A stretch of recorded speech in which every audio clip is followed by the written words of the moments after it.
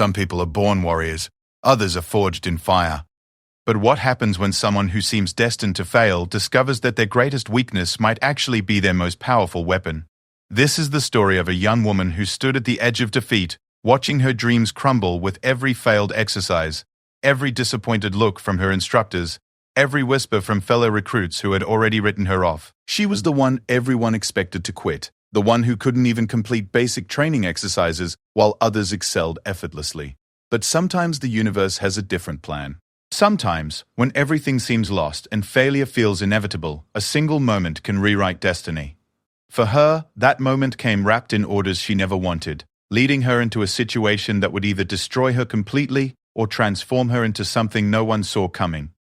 This is not just a story about military training or combat. This is about discovering that the very thing that makes you different, that makes you struggle when others succeed, might be exactly what the world needs. It's about learning that strength doesn't always look the way we expect it to, and that sometimes our greatest failures prepare us for our most important victories. What you're about to read will challenge everything you think you know about success, failure, and what it really means to be strong. Maya Chen had always been small for her age, but standing in formation with 47 other military recruits, she felt microscopic. At 5 feet 2 and barely 110 pounds, she looked more like someone's younger sister who had wandered onto the base by mistake than a serious candidate for military service.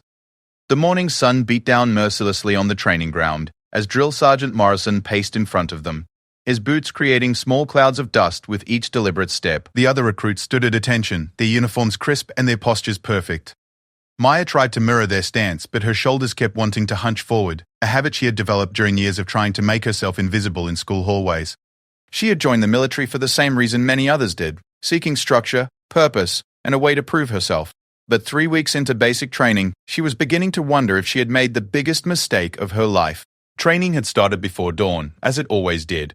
Physical fitness was the foundation of everything they did, and it was where Maya struggled the most.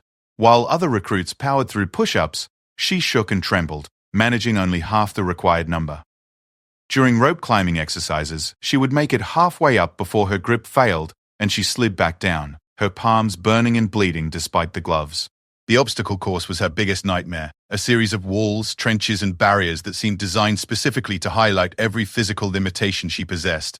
The worst part was not the exercises themselves, but the look she received from fellow recruits and instructors. Some showed pity, which she hated even more than the obvious annoyance. Others simply ignored her, as if she were already a lost cause not worth acknowledging. During group exercises, she was often the reason her team failed to meet time requirements. She could see the frustration in their eyes, the silent questions about why someone like her had even been allowed to start the program. Sergeant Morrison had called her into his office twice in the past week.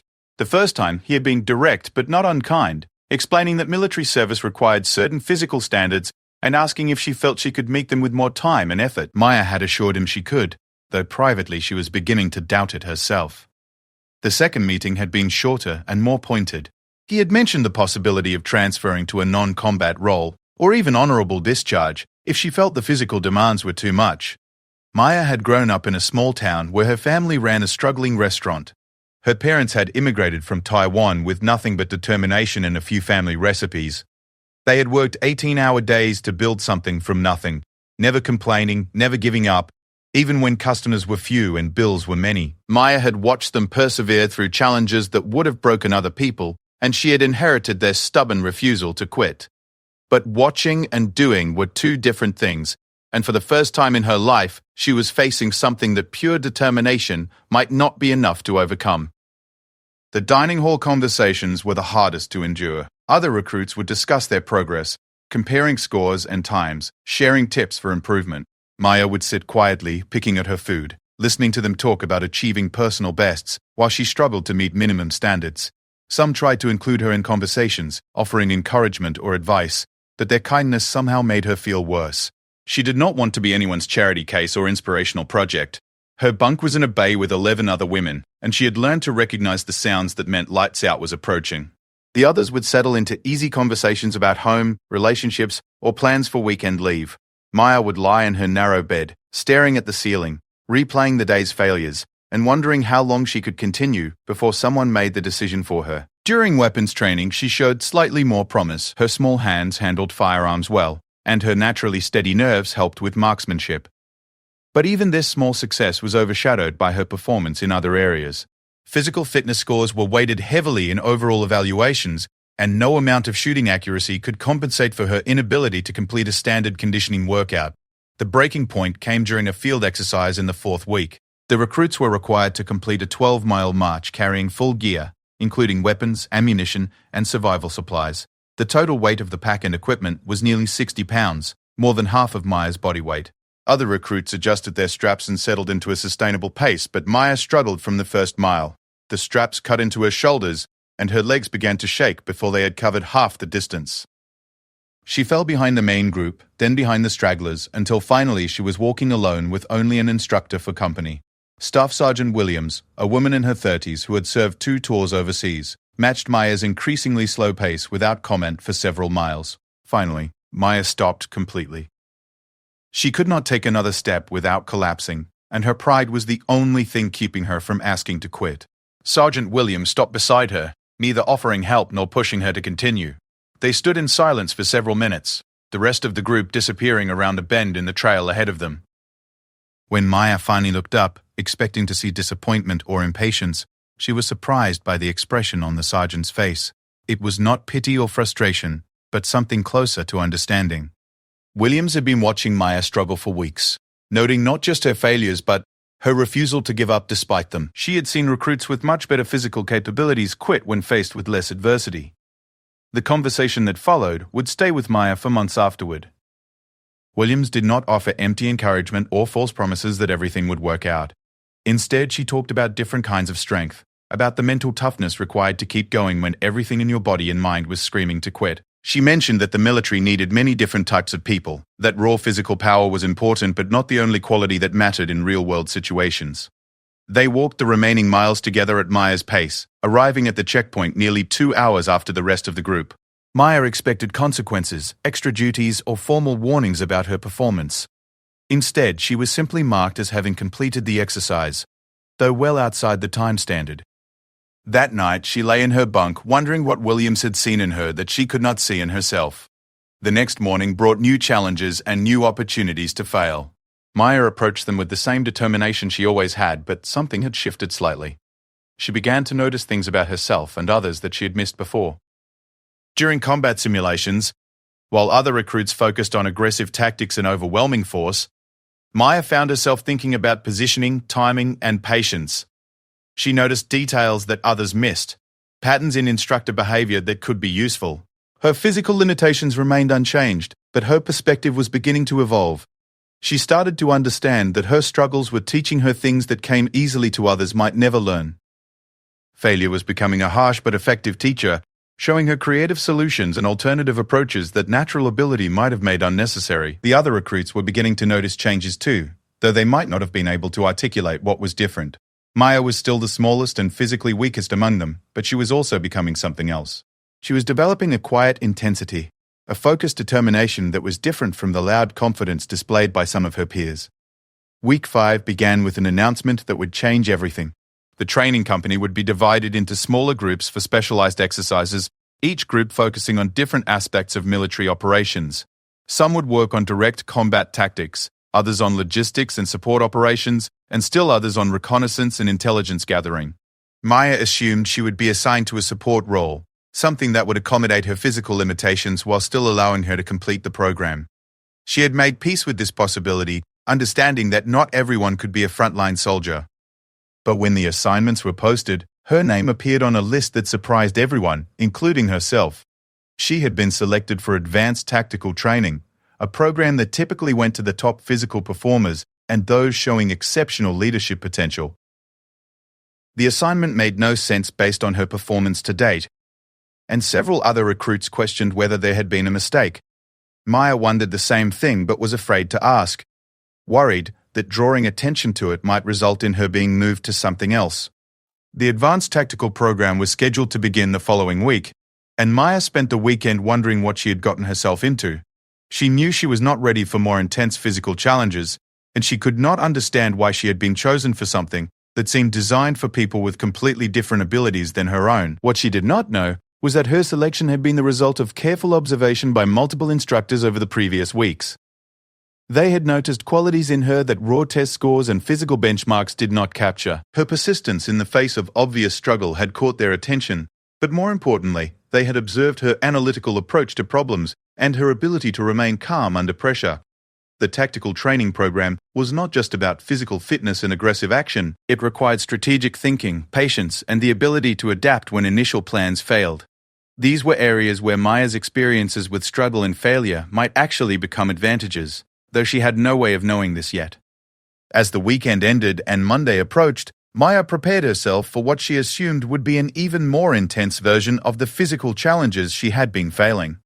She had no idea that she was about to discover abilities she never knew she possessed, or that her greatest weaknesses were about to become her most powerful tools. The advanced tactical training facility looked different from the regular training areas Maya had become accustomed to. Instead of open fields and standard obstacle courses, this building contained multiple rooms designed to simulate real-world environments.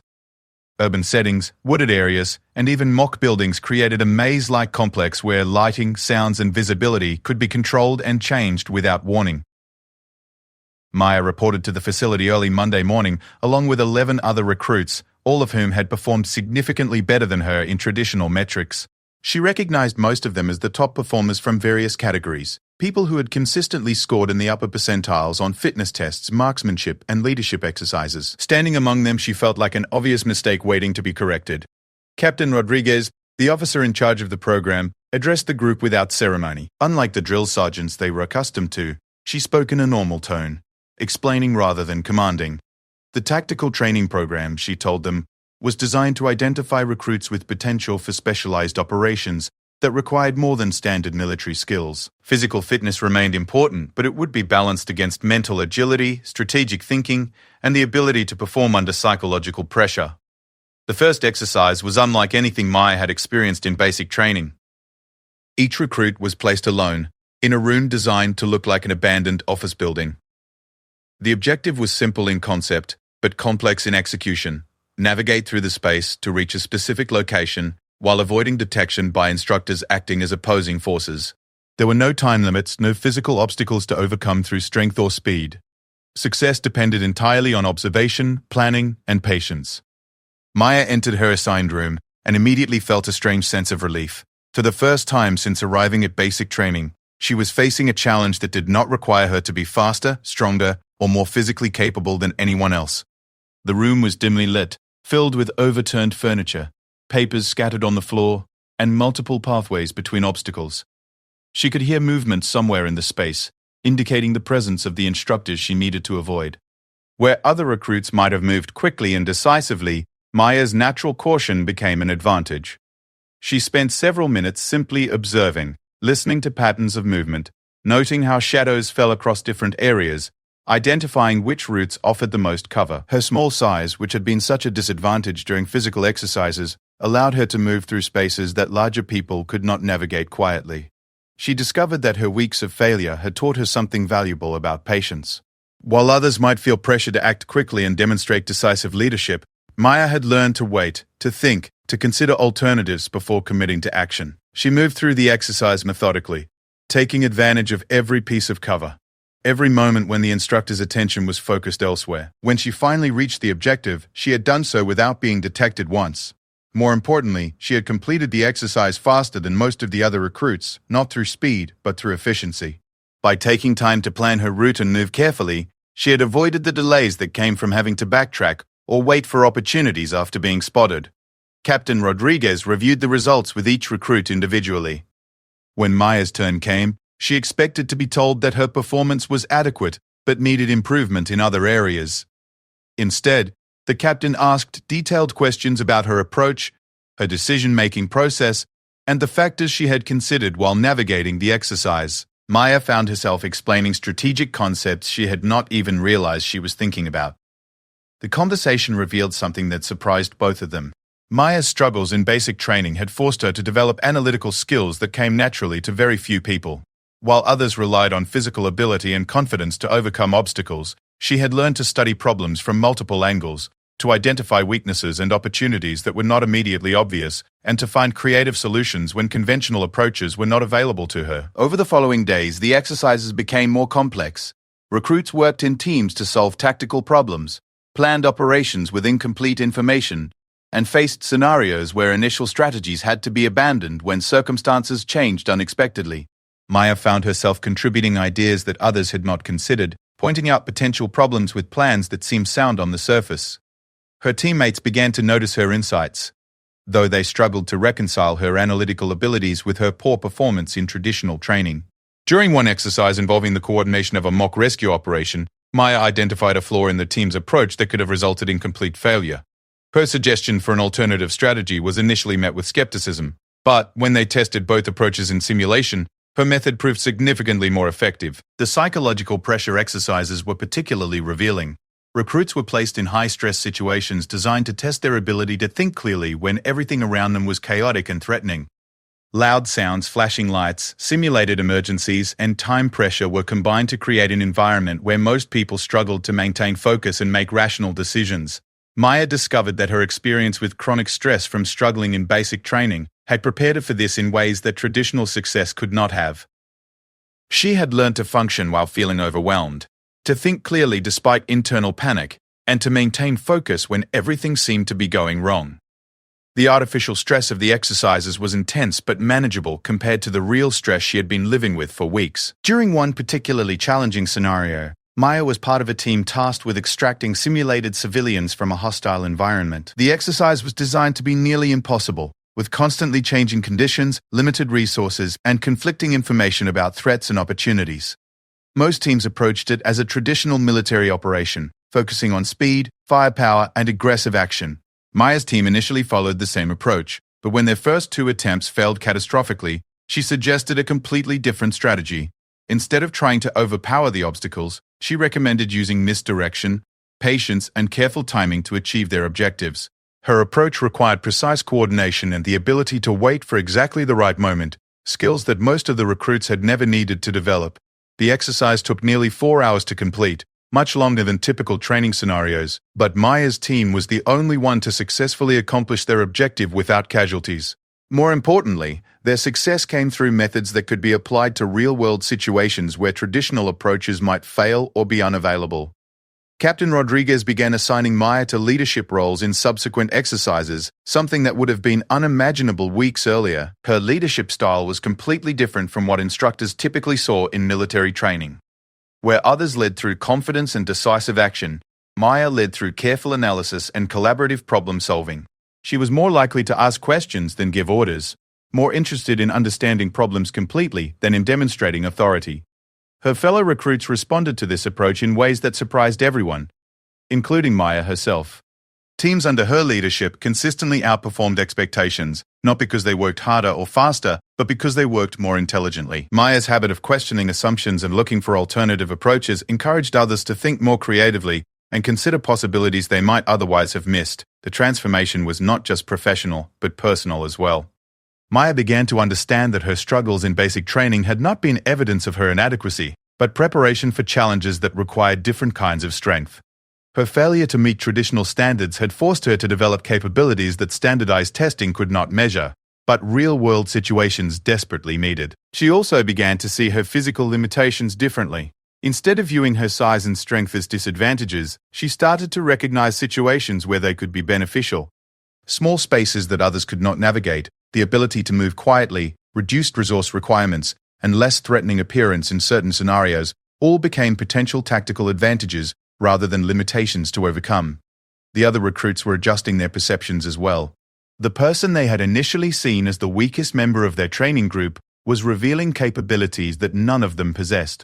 Maya's insights were becoming essential to team success, and her calm presence during high-stress situations was proving more valuable than traditional displays of confidence or aggression. One particular exercise crystallized these changes for everyone involved. Teams were given 48 hours to plan and execute a complex operation involving multiple objectives, limited resources, and opposition forces that could adapt their tactics in response to the recruits' actions.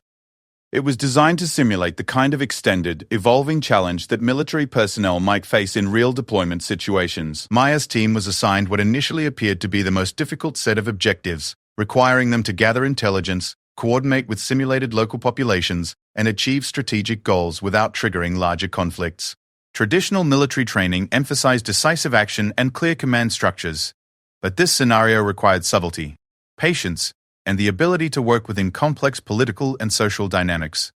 Maya found herself naturally suited to these requirements. Her analytical approach was perfect for passing complicated situations with multiple stakeholders and competing interests. Her experience with failure had taught her to consider what could go wrong and plan for contingencies. Her collaborative leadership style was ideal for situations requiring cooperation rather than domination. Over the 2 days of the exercise, Maya's team not only accomplished their assigned objectives, but did so in ways that exceeded all expectations. They gathered more intelligence than required, established better relationships with simulated civilian populations, and achieved their strategic goals while actually improving the overall situation rather than simply completing tasks. The debriefing session after the exercise was longer and more detailed than usual. Instructors wanted to understand not just what Maya's team had accomplished, but how they had approached problems and made decisions. The conversation revealed that Maya had been unconsciously applying principles and strategies that were typically taught only in advanced leadership courses, approaches she had developed through necessity rather than formal instruction. As the advanced tactical training program neared its end, Maya realized that everything about her military experience had changed. She was no longer the recruit everyone expected to fail, but she was also not trying to become the kind of soldier she had originally imagined. Instead, she was discovering abilities and developing skills that fit her natural strengths rather than fighting against her limitations. The final week of the program included individual evaluations and recommendations for future assignments. Maya expected to be assigned to some kind of analytical or support role, something that would make use of her newly discovered abilities while accommodating her continued struggles with traditional physical requirements. She had made peace with this possibility and was genuinely grateful for the opportunity to serve in whatever capacity best suited her skills. What she did not anticipate was that her unique combination of analytical thinking, calm performance under pressure, and collaborative leadership had caught the attention of instructors who were always looking for candidates with potential for highly specialized roles. These positions required capabilities that could not be taught through standard training programs, qualities that had to be developed through experience and demonstrated under pressure. The conversation with Captain Rodriguez about her future assignment would change Maya's understanding of her own potential and set her on a path she had never imagined possible. But before that conversation could take place, an unexpected development would test everything she had learned and force her to discover just how far her new capabilities could take her. The emergency briefing was called at 3 a.m, pulling Maya and the other advanced tactical training recruits from their sleep, with an urgency that was immediately apparent. Captain Rodriguez stood before them in the briefing room, but she was not alone. 2 officers Maya did not recognize flanked her, their uniforms indicating ranks and specializations that suggested this was not a training exercise. Colonel Martinez, a stern woman in her 50s, addressed the group without preamble. A real-world situation had developed that required immediate response, and conventional units were either unavailable or unsuited for the specific requirements of the mission. 3 American civilian contractors had been taken hostage in a remote area where political tensions made traditional military intervention impossible. The hostages were being held in a location that intelligence suggested was heavily defended, but in ways that made standard assault tactics extremely risky. The captors were well armed but appeared to be more interested in negotiation than violence, creating a delicate situation where aggressive action could result in civilian casualties, while inaction could allow the situation to deteriorate. Maya listened to the briefing with growing comprehension and concern. This was not a training scenario with predetermined outcomes and safety measures, but a real crisis with real people in genuine danger. The fact that they were being briefed on it suggested that she and her fellow recruits were being considered for involvement in the response, something that should have been impossible given their status as trainees. Colonel Martinez explained that the mission requirements were unusual. Success would depend more on intelligence gathering, careful negotiation, and precise coordination than on overwhelming force. The team would need to assess the situation, identify opportunities for peaceful resolution, and be prepared to act if negotiation failed. Most importantly, they would need to operate in an environment where cultural sensitivity and local knowledge were as important as tactical skills. Captain Rodriguez took over the briefing, outlining the specific role that the recruits might play. They would be attached to a larger operation, but given significant autonomy to develop and execute their own approach to the crisis. Their training in analytical thinking and collaborative problem-solving had prepared them for exactly this kind of complex evolving situation. As the details unfolded, Maya realized that many of the skills she had developed through struggle and failure were directly relevant to this mission. The ability to remain calm under pressure, to analyze complex situations with incomplete information, to work collaboratively rather than through rigid command structures, and to find creative solutions when conventional approaches were not available. The selection process was swift and based on performance during the advanced training program. Maya found herself chosen as part of a 4-person team that would be embedded with local military forces and civilian negotiators. Her role would be intelligence analysis and strategic planning, using the same skills that had emerged during her tactical training to help coordinate the overall response effort. The deployment happened faster than Maya had ever imagined possible. Within 12 hours of the initial briefing, she was aboard a military transport aircraft, flying toward a situation that would test every capability she had discovered about herself. The other team members were equally young and inexperienced in traditional terms, but all had demonstrated the kind of analytical thinking and adaptability that conventional training programs rarely produced. During the flight, Maya studied intelligence reports and tactical assessments, trying to understand not just the immediate crisis, but the broader context that had created it. The hostage situation was part of a larger pattern of tensions between different groups, each with legitimate grievances and reasonable concerns. Any solution would need to address these underlying issues rather than simply resolving the immediate problem. The forward operating base where they landed was unlike anything Maya had seen in training. It buzzed with activity from multiple military units, civilian agencies, and local officials, all trying to coordinate their efforts while working around political and practical constraints that limited their options. Maya quickly realized that the complexity of the situation was beyond what any single approach or organization could handle effectively. Her team was assigned to work with Major Stevens, an experienced officer who had requested personnel with analytical rather than conventional tactical backgrounds. He explained that previous attempts to resolve hostage situations in the region had failed because they relied too heavily on standard military solutions for problems that required more nuanced approaches. Maya's first assignment was to analyze all available intelligence and identify patterns or opportunities that others might have missed. She spent 18 hours reviewing reports, interviews, satellite imagery, and communication intercepts, looking for insights that could inform the overall strategy. What she discovered was both encouraging and concerning. The hostage takers appeared to be motivated more by political goals than criminal intent, suggesting that negotiation might be possible if the right approach could be found. However, they were also part of a larger network with competing factions, some of which might prefer violent outcomes that could advance their own agendas. Any negotiation would need to account for these internal dynamics, while also addressing the legitimate concerns that had motivated the original action. Maya's analysis revealed something that previous assessments had missed.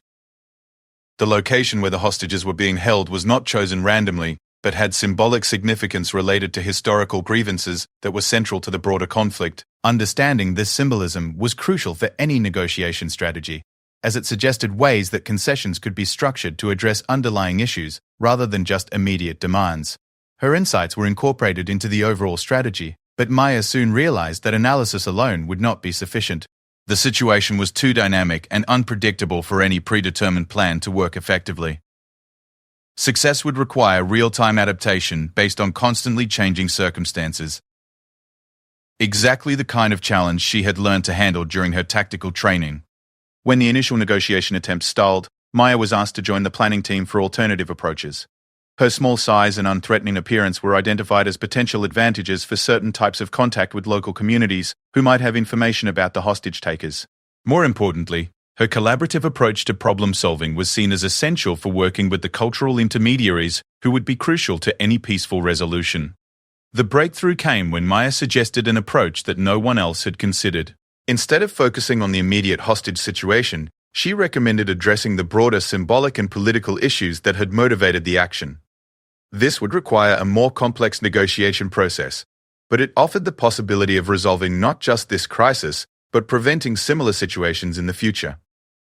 Her proposal was initially met with skepticism from officers accustomed to more direct approaches, but Major Stevens recognized the strategic value of her thinking. A pilot program was approved that would allow Maya's team to explore diplomatic solutions while conventional forces remained ready to intervene if necessary.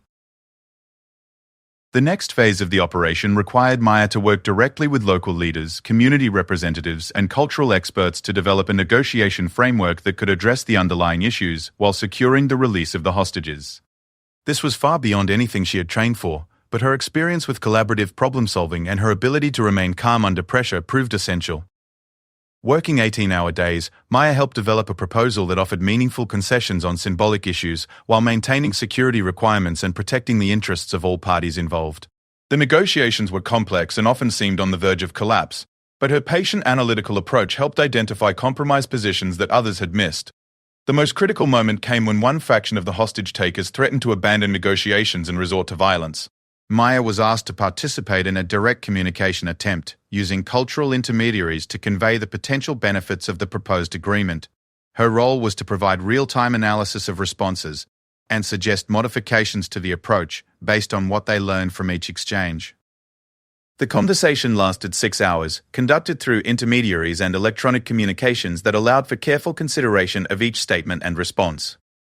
Maya found herself drawing on everything she had learned about patience, analysis, and collaborative problem-solving, helping to identify points of agreement while addressing concerns that threatened to derail the process. When agreement was finally reached, it included provisions that went far beyond the immediate hostage situation. The framework addressed some of the historical grievances that had contributed to the crisis, established ongoing dialogue mechanisms for future disputes, and created economic opportunities for communities that had felt marginalized by larger political processes. The hostages were released safely, but the real success of the operation was broader.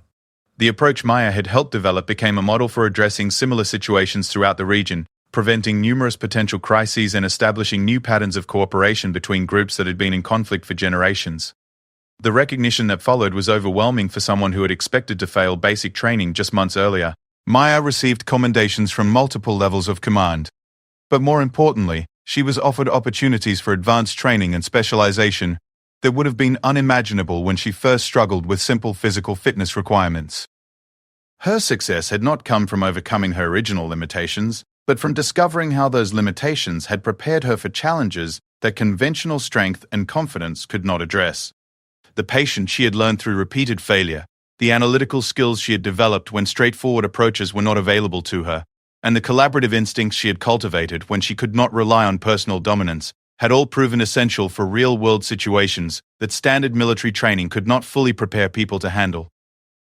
Maya's story became part of training programs at multiple military institutions, not as an example of someone overcoming obstacles, but as a demonstration of how different types of strength could be identified and developed. Her experience helped reshape approaches to recruitment and training, encouraging instructors to look beyond traditional metrics to identify capabilities that might not be apparent through conventional assessment methods.